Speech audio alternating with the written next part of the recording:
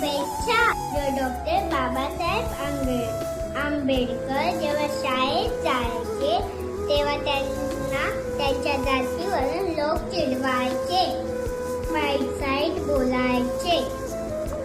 ज्या लोकांनी त्यांना लढवलं होतं तो आज महापुरुष त्यांना घडवून गेला.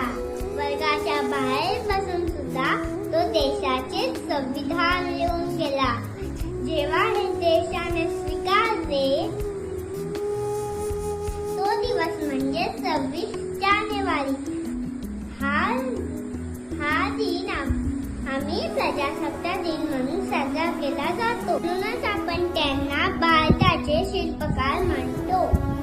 डॉक्टर बाबासाहेब यांना मानण्यासाठी त्यांना बौद्ध असण्याची गरज नाही, त्यासाठी बुद्धी आवश्यक आहे. धन्यवाद. जय हिंद.